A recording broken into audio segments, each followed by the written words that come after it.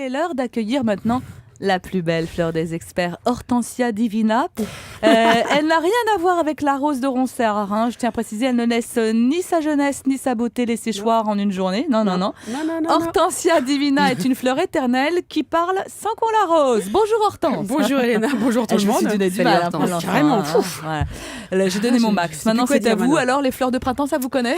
Eh ben, comme c'est le printemps et que je suis d'humeur prime sautière, je vais vous offrir un dicton de saison à méditer. Alors quand mars fait avril, avril fait mars. Je ne sais pas trop ce que ça veut dire. Le soleil de mars donne des rhumes tenaces.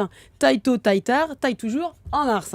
Bon, alors sur ces bons conseils, je suis allée voir la tête de mes plantations sur mon balcon. Enfin, ce qu'il en restait pour éventuellement les tailler. Donc j'ai commencé par diviser les touffes rebelles, comme j'avais lu.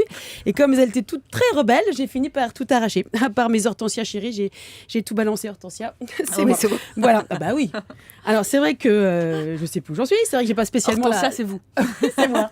C'est vrai que c'est pas évident de savoir qui on est. Alors c'est vrai que j'ai pas spécialement la main verte. Et à part transformer les orchidées en tuteur, je suis pas très douée. N'est pas le nôtre qui veut. Et c'est pas faute d'avoir essayé. Mais j'avais quand même recouvert cet hiver, et ça c'est véridique, mes hortensias toujours de sacs plastiques. Alors ok, c'était moche, mais ça a eu un effet serre, car ils ne se portent pas trop mal, contrairement aux autres plantes dont je m'étais pas trop occupée. Allez savoir pourquoi. Alors puis ma copine Nathalie est venue voir mon balcon. Elle n'a pas été épatée.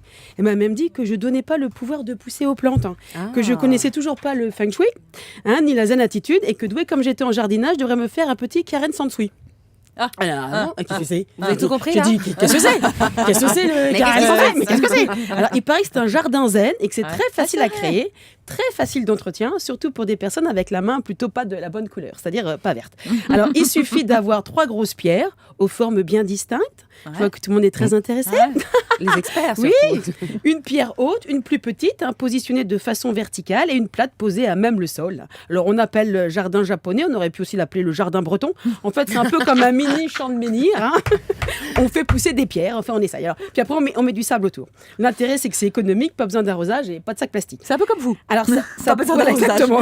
Pas de sac plastique non plus. Alors, ça pourrait faire penser un petit peu à de la maçonnerie, mais enfin bref. Non. Alors, si vraiment vous n'arrivez pas à garder vos pierres vivantes, vous pouvez jouer sur la minéralité, je l'ai lu aussi, et réaliser un très joli jardin de gravier. Ça pousse aussi bien à l'ombre, le gravier. Et si vraiment vous n'y arrivez toujours pas, alors rabattez-vous sur le plastique, ils sont magnifiques, géranium.